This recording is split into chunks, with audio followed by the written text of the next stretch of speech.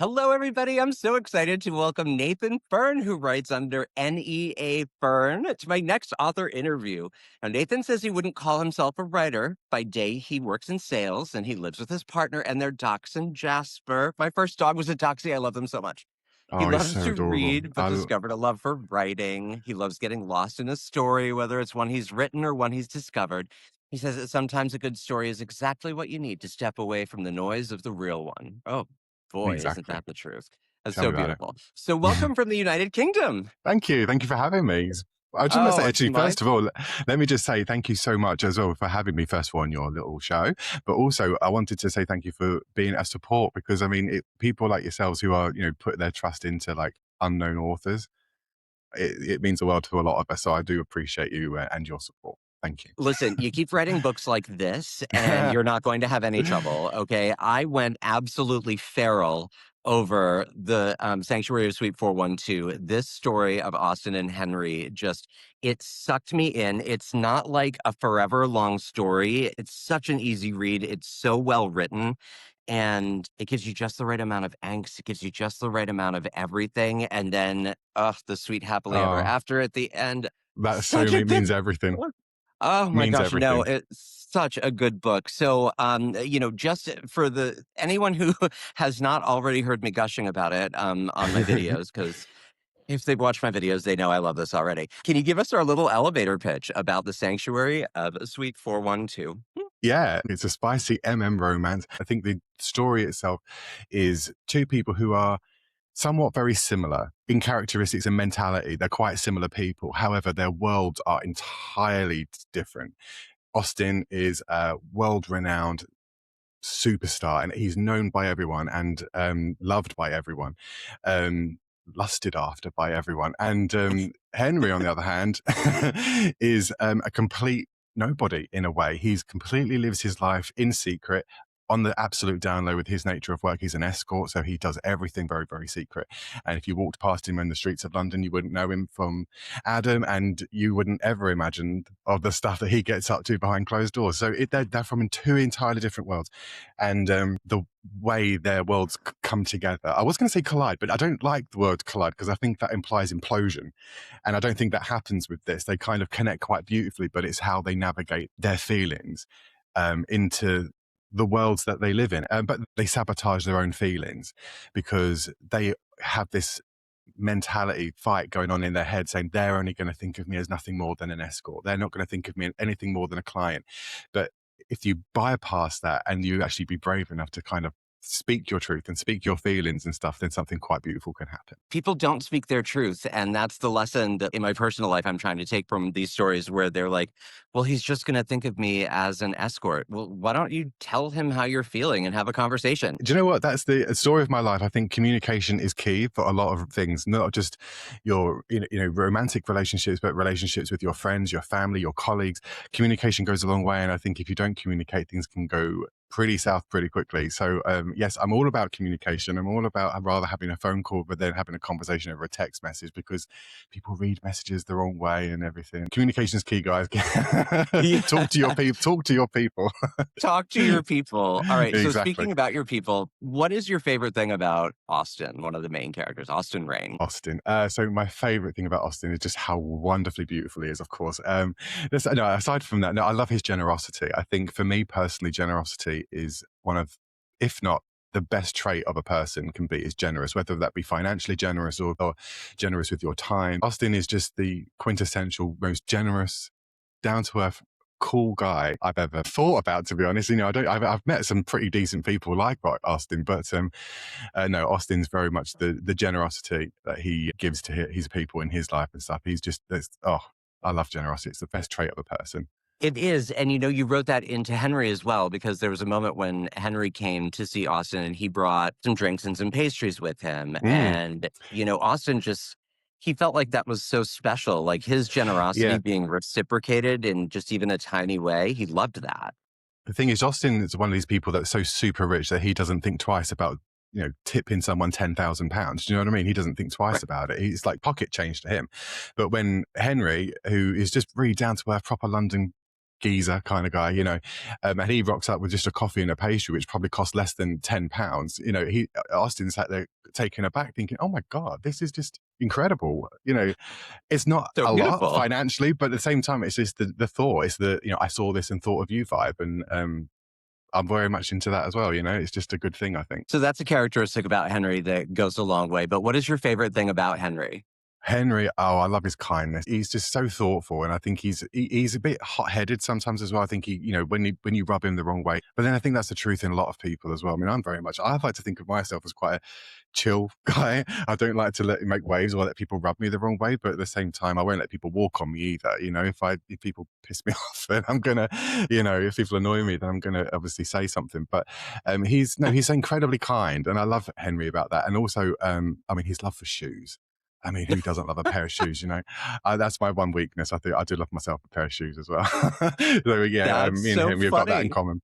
Yeah. And that's the weakness that he allows himself. Like he likes to dress well, but he never wants to flash it, No, except I for his think shoes. that is very much. I wrote myself into that moment very much because for me, I know people will probably hate me for saying this, but when people are walking around with those hoodies that have the big obnoxious logos on the front saying Gucci or whatever, I just think it looks so tacky and so obnoxious. Half the people that are going to be seeing it are going to think it's fake anyway. So what's the point? So I wrote my very genuine thought.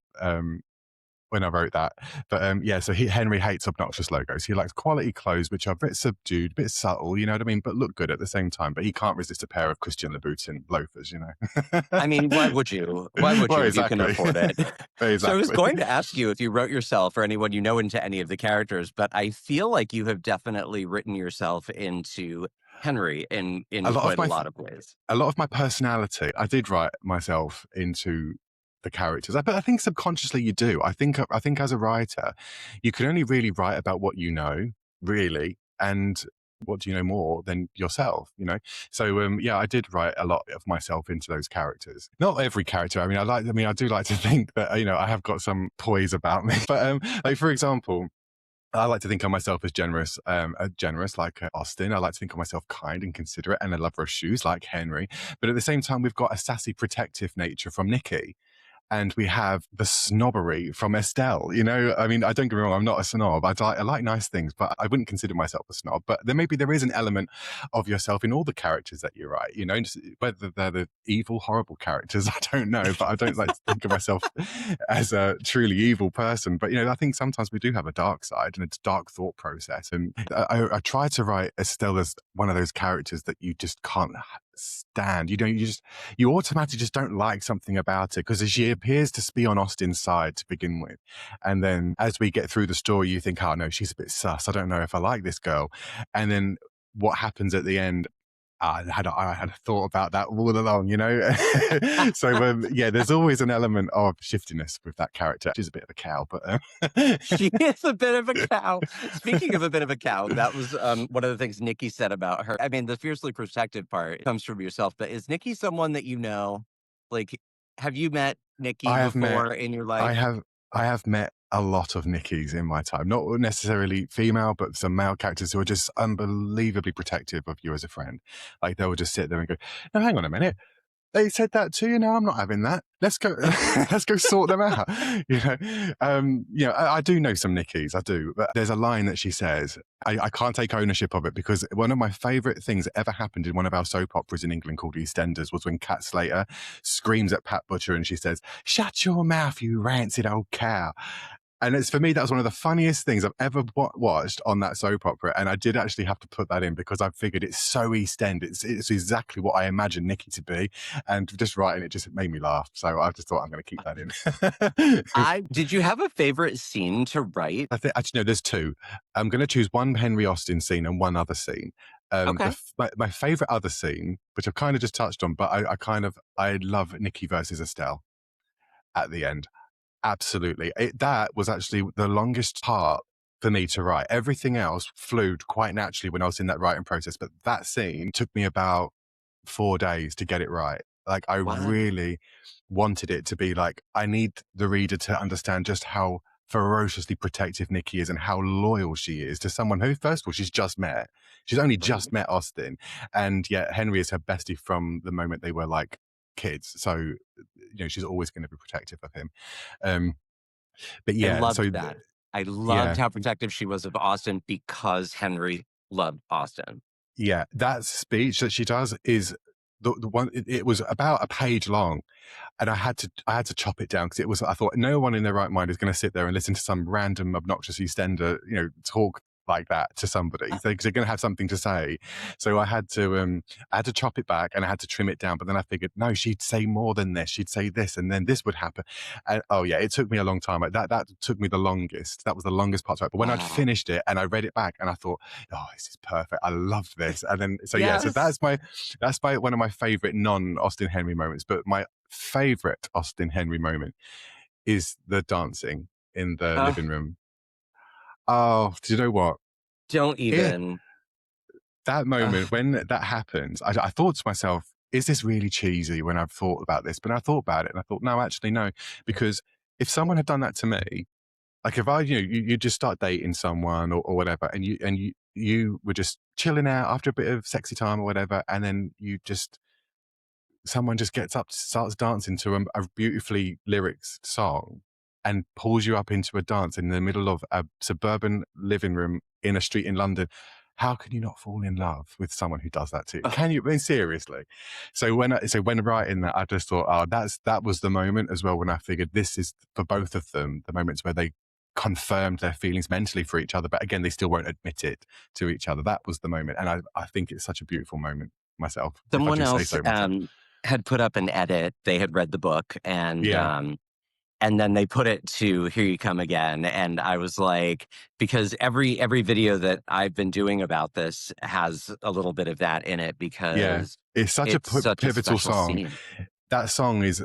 I actually I don't write with music in mind, but when I started writing it, I knew that there was going to be a dance number. I did know that was going to happen as I was writing, building up to that point.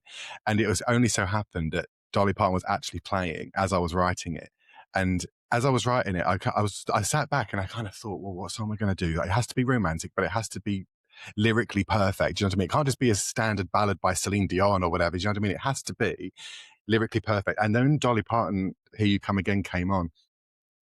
I got a Spotify up and I had to sort of read the lyrics as I was listening to it because I thought this could be perfect. And as I was reading the lyrics, I was like, this is it. This is the song I want to use because I just think lyrically it was perfect. And just imagining the words being sung as they were together like that, I just think that's perfect. So yeah, there's a very important That song is for a this story. song that lives in my head from my childhood. Like my mother used to play that song when I was a kid, and I just have always loved it, and when I read it, like, I'm actually getting a little bit, like, misty right now even just Oh, thinking about it, because it's such a pretty scene, and mm. then to have that song playing in the background. I had mascara on, I had best not cry while I'm talking about this, but Oh. that scene was gorgeous, and if there was any part of this book that hadn't already sold me, which it totally had already. When I got to that and they were dancing to that, I was like, "Oh fuck, I'm done. I'm doomed. I'm doomed. This is all over for me." Oh, So yeah, that was a gift that you gave me, and I've been playing that song since I read it again, like over and over and over again, and it's just I mwah. must say that's become one of my top listened to songs. So it's one of those songs that kind of it's been in my favorite kind of.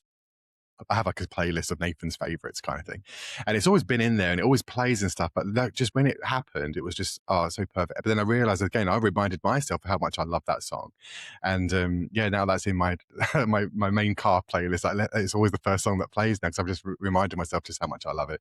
One of my other favorite scenes to write was the hug. I think it was chapter 7 or 8. I can't remember. When Henry has his bad dinner date with his mum and stepdad, Yes. and he comes back in and he's in a bit of a mess. He shouldn't have taken the book in. He wasn't in the right frame of mind to do it.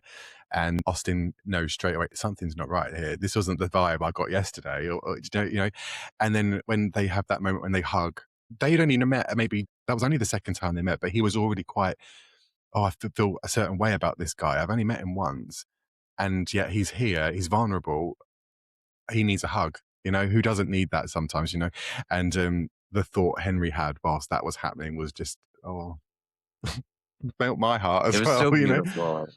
It was so Yeah. beautiful. It was Austin's generosity, wasn't it? Because Yeah. he generously just offered his comfort to this person that he was paying to get comfort Yeah. in a 'Cause way. I think that's Uh, it. When you think about, Henry knew why he was there. He was being paid to service the guy. He's there to, make him really happy. And when before that even happens, they have a very vulnerable, quite romantic moment of something that really would only happen if you were in a relationship with someone. I mean, I don't know anyone who would really just hug me like a father or a lover, just because they're there and they know I'm vulnerable. You know what I mean? I just think it was really nice of like Austin to be able to just show like that Totally agree. yeah. Oh, Totally that was agree. So, did any of your characters surprise you while you were writing? Like, sort of steered the story in a direction that you weren't anticipating because of the way the characters were kind of being set up? I'll be frank with you. The whole thing is very much an answer to that because what happened was when I started the writing process, my idea was that I was going to have. I just wanted to do maybe a collection of erotica. That was the idea. And it was going to be maybe 8 to 10 short stories all condensed down into a book. I wrote two. This was the third. But I got to like chapter 4 and I was like, hang on, I've not even got to a spicy bit yet. Where are we at? And then I just thought to myself, no, do you know what? Just trust the process. Just keep going as I imagine it to go. And then before I knew it, I figured, no, this isn't a short anymore. This is going to be like a real story. So I suppose you could say actually the entire book was a surprise to me. It was never supposed to be what it was. But when it turned into what it was and I'd finished it, I was so proud of it and I was so happy with it because again, I don't consider myself a writer because I've not studied creative writing. I've not really got anything more than a passing grade in English at high school English, you know? So, but I always figured though that I could tell a story because I love reading. I love an author who can really tell a story with those sensory details. And I really love that. And I figured that I could do it. And I felt like I have done it. But the story itself wasn't supposed to ever be what it was. I'm glad it did happen. I'm glad it has turned out to what it was because I'm really pleased with it. But in answer to your question though, I don't think I was ever going to intend on Caroline's fate. That was a surprise to me because I figured that wasn't supposed to happen. I did have a thought in my mind that they were going to make up at the end and that Caroline was going to find her voice, but she didn't. But at the same time, there was method to that because at the time when Austin and Henry are kind of discovered and their secrets are all released, obviously Henry goes home and dealing with the trauma of potentially losing his lover and the trauma of the paparazzi stalking him when he has no business being stalked by paparazzi. He's not famous, to me, he is now. But then this is so brutal of me as the author to do this, but he needed some more trauma.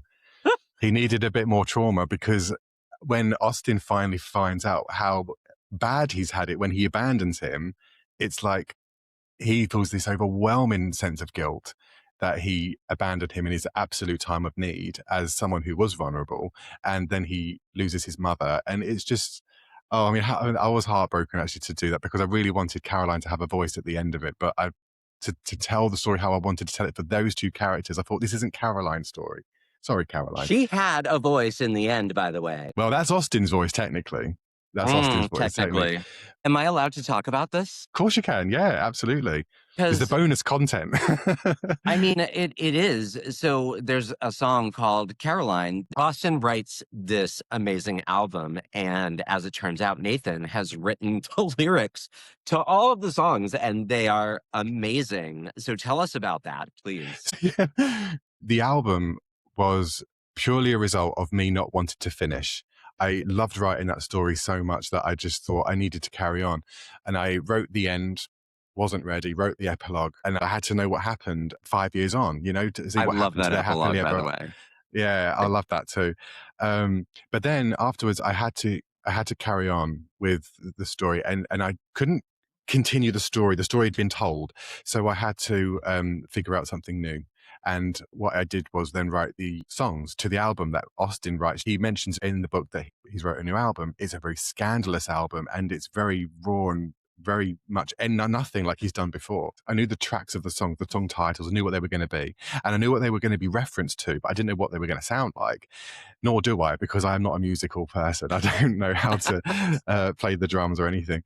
So, but what I did was I wrote them as poems to start with, then I structured them in such a way that it was like verse one, chorus, verse two, chorus, bridge, end. And I continued that for all of the tracks. And I imagined what he was thinking when he was writing it, when he was with Henry during that time they spent together. And I must say, I'm really happy with it. I imagined that some of them are very fun, upbeat country numbers because that's his vibe, that's his music. But then I imagine also some of them can be very power ballads, Celine Dion vibe, just powerful vocals, powerful words, not necessarily huge, upbeat, flashy numbers or anything, but very raw, vulnerable lyrics. If Only being one of them, Caroline being one of them. Yeah.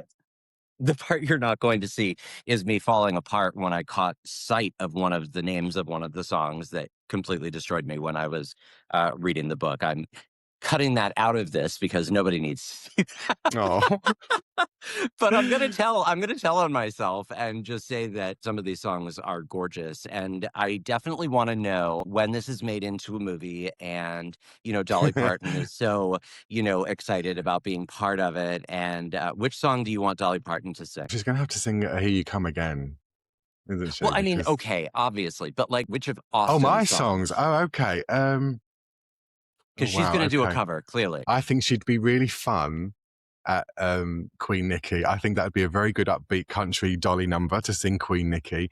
But then if we're talking vulnerability, I think Caroline actually. I think she'd do that very well.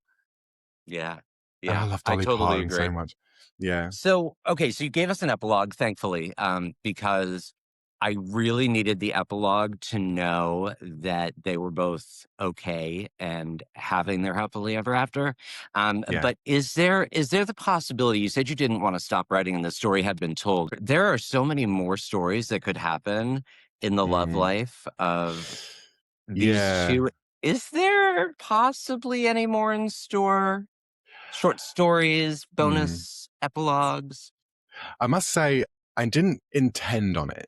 Just because I feel like the character stories have been told and I want to end it on the happy. Because if I open up this couple again and bring out a new story for them, I don't want to subject them to the kind of drama and the scrutiny of the press and, the difficulties that can be relationships.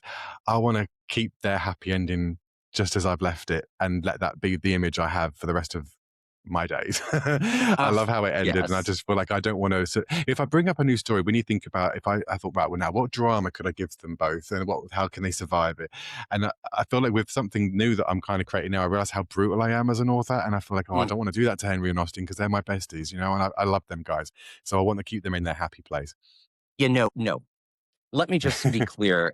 In no way should you be allowed to cause them any further harm. Um, but, like, in my brain, there could be another story happening, and Austin and Henry might be side characters. See, now there's a thought. Who Okay, knows? well, Who I'm just gonna knows? plant that seed and walk away quietly, because you never know. I mean, who knows? Something else that I bring may reference them. Who knows? I mean, the thing that I'm writing currently isn't referencing them at the moment. But when I said I didn't want to stop writing it, I really meant it, and that is goes to show with what I wrote after that, because that was Henry's autobiography. He obviously there's a question, quite a poignant question actually, that Austin asks Henry during the story, and it's what do you intend to be when you've finished escorting? And when you think about the reality of it, Henry can't rely on his looks forever. He can't rely on his youth and his stamina forever. He's going to have to find something to do when he's done with escorting. And he does have a consideration of becoming a writer because he feels like he's going to earn enough money that he's going to be able to write leisurely. And he doesn't care if he sells 10 books or if he sells a million copies. He just wants to be able to write because he likes doing it, and let that be it. And at the end of the story, obviously, we know that he does write his memoir, and it's called Confessions of a London Rent Boy. And when I finished it, again, I'd finished the story, I'd finished the epilogue, I'd finished the songs, and I thought, oh, well, I still don't want it to be over. I'm still got more. I feel like I had more to tell. So I had to bring back Henry to tell his story, and that was his upbringing. You find out a lot more about his youth and when he was a child and what happened to him growing up, about his work, and it's a lot of fun. It's a lot more fun to read. There are some moments where you think, oh, poor Henry.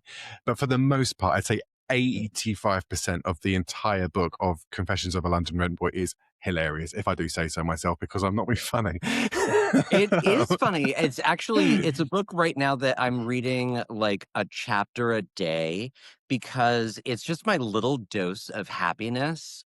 Yeah. Um, and Henry is so kind, and there's a section in Confessions where he's talking about people's need for connection, Oh, yeah. as Mm. they get older, and how, people will even pay to have connection because the people in their lives are gone, and there's something sad and beautiful about that, but it really does, kind of touch on Henry's character as just a kind human being who's, willing to, in his line of work, and while making money, of course, be who his clients need him to be without judgment, as long as they don't And cross lines. yeah, and that's what makes him so successful at what he does, because he understands the human condition. He understands that not yes, everyone wants a little bit of sexy time, and everyone's got a fantasy, and everyone's got a kink, and he will try and accommodate everyone's needs. But at the same time, there are people in the world who just need that connection. You get these socially awkward people who maybe don't know how to conduct themselves in public, and you've got those elderly chaps who all their friends are long and dead and what have you. And now they just need someone to talk to and stuff. So poor old Henry, he's such a good guy because I think yes, he's working, yes, he's getting paid, but he's also being quite a decent human at the same time. Yes, he's getting paid for it, but therapists do great work and they're getting paid for it too. So They do. And, I'm so tired of the whole hypocrisy over, sexy work and stuff like that. Like, just let people be, let people do what they need to exactly. Do you do. know what? They just need to, they're providing a service. People can, oh, that's a whole different conversation. I It is a thought. whole different conversation. I've done an entire rant on it, and I'll probably go back to it. But while we're on while we're on confessions, you mentioned or teased perhaps that you might be working on an audio version of Confessions. Yes, I figured out that during the whole writing process, I didn't intend on being a writer. I did it as a hobby. It was only something I was supposed to do just to keep my mind active. When I finished work for the day, I needed something to do rather than just doom scrolling on my phone. I was so needed something creative to do. So I started doing a bit of writing. And I never intended on it being published. I never intended on anyone reading it. I just wanted to do it for me and having a record of something I'd created. Say, yes, I'm proud of this. This is going to sit on my bookshelf. I wrote that. But then because I was so proud of it, I felt, let me see what I can do about getting it out there and whatever. And here we are now, and it's out there and people can read it and enjoying it, which is great. Um, but then I figured, seeing as I've done all of it myself, I wrote it myself, I edited it myself, which you can clearly tell because I'm still seeing some errors in there, which are awkward. I need to go and upload a new version of this manuscript. But anyway, but I figured I've done everything myself, so I might as well continue this. And I thought it'd be really cool to do an audiobook and I'll read it myself. So I've got all the equipment and everything. I've got my new computer and I've got my new microphone all set up. But then I realized that if I was going to do Sanctuary first, I'm going to have to speak German. I'm going to have to speak French. I'm probably going to have to sing. I ain't ready to do that kind of audio yet. I'm going to have to get some practice in before I do that. But with Confessions, because it's a story that's told from one person's point of view, it's so much easier to record it because I wrote it in my voice. I wrote it with my sense of humor. So I can read it quite clearly, quite easily, how I imagine it to be told from the very start. So I feel like Confessions is definitely going to be the first one I do if I do it. Sanctuary will be done because I have to, because that is my pride and joy. I'm thrilled that people are enjoying it. But it's just going to take a bit of effort because it's obviously told as a narrator. There's someone telling the story about the two of them. Yeah, that's going to take a little bit of effort on my part because I can't speak German. I've only got high school French under my belt. So there is some technical stuff that I have to sort of get underway before I think Listen, about I've voicing that. already decided that this is getting bought by a Hollywood studio who needs to be told that Hollywood needs to stop being so homophobic. And I mean, it's going to get made into a movie. And we already know that Dolly Parton's going to be singing in it. And we have to oh, figure that'd out be the who's going to dream. star. So it's going to Oh, get made wow. into an audiobook. Yeah, you're not going to have to worry about that one. Just say. Well, we'll see. I mean, I feel like it'd be fun. I feel like I'd like to do it just for a bit of fun. I mean, I could do an amateur version of it because again, I haven't got a studio or a recording studio to do it myself. So I just do it as a bit of something fun to do. And then at least that way people who do want to listen to it can listen to me do it and have me do it the way I imagine it to be done. But Yeah, no, you have the right accent, you have that right tone of voice. I can totally like, if oh, I close my eyes, I can imagine Henry. So yeah, go for it. That's yeah, but then amazing. that's the thing. I can talk like Henry, definitely, but I can't talk like Austin. Austin's got this Southern Texan drawl in his mother, who we see in the book as well. We introduce her for a little bit, Luann, and she's got that. Oh, baby, I can't do it. I'm not even going to attempt to do it. But yeah, she's got that really Southern Dolly Now Parton way of listen, speaking, I imagine. I can put my man voice on and my Southern accent, and I can do that for you. Yeah, see, That was a little bit you more could, Arkansas than Texas. well, you can do the audio for Luann then, absolutely. Can you imagine? I'm a rock star. Not even. That'd be hilarious. Okay. I could talk to you all day, and probably after we hit stop, we will. But there's a thing that I like to do at the end, which is the Proust questionnaire. And Okay, so Marcel Proust was a gay Frenchman in the early 1900s, and he held salons in his home. And this is what they would do to amuse themselves. They would ask these questions, and they would have a conversation. Okay. Now, you have not okay, seen this question unless you've looked up the Proust questionnaire. no, So this is completely on the spot. What is your greatest? And I think I know the answer to this already. What is your okay. greatest extravagance? I want to say shoes, but that's not really. I do own some very extravagant shoes, but that's not what I would consider my frequent extravagance. I think things for my house. Me and my partner, we bought our house and everything. And when we've got it, we just keep thinking, oh, let's decorate this room. Let's buy this for this room, and everything just is so expensive. You got to decorate the thing. You got to furnish the room, and then whatever else, accessorize it. Yeah, I think house stuff. I keep finding things to buy for the house. So that's quite expensive. It can be quite expensive. That is Um, absolutely a valid answer. I mean, Yeah, I don't, I'm not actually a very extravagant person though. That's the thing. I mean, I spend all my money on things that I find are quite productive, like, or quite, essential to have, like, just house stuff, boring stuff. I do treat myself every now and again to a decent pair of shoes. I can't deny, but, yeah, but I'm generally quite frugal, actually. I always trying to are try and find. you? I love a bargain. I love a bargain. Yeah, yeah. That's amazing.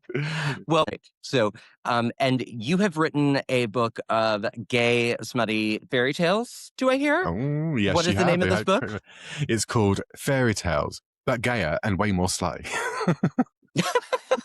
That's perfect. That's it. That's That's it. perfect. And Like, how funny would it be if, when you think about all the fairy tales we knew and loved growing up, if they were all rewritten to be completely gay, completely slutty, completely unhinged, completely depraved, and let's just see how far we can go with taking absolute liberties with folklore.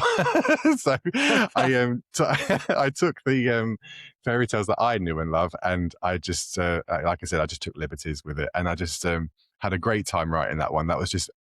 I mean, I just I was laughing all the way through it just because I thought, how absurd is this? If anyone buys this, I thought it would just be a joke. But it turns out some people have bought it and read it, and the feedback's quite good on it. thank you so much, Nathan Ferne, who writes under the name N.E.A. Ferne. His debut novel, The Sanctuary of Suite 412, is amazing. It's available on Amazon. You are possibly going to have to search for it. It was harder for me to find than I thought. If you have trouble, email me or DM me, and I will tell you how to get this. The follow-up book is Confessions of a London Rent Boy, which is Henry's story of being a male escort, and Yep. it is little snippets of his life. That's my daily dose of fun and joy. And then, of course, fairy tales, but way gayer and way smuttier. I can't, the title is just so blunt. Like, is it fairy tales, gayer, but way more slutty? So great. It's so great. Yeah. Nathan Burnett has been absolute joy talking to you today. Oh, Thank you so likewise. much for giving me the time. And thank you for having me on your show. It's been great meeting you, Heather. Thank you. Thank you.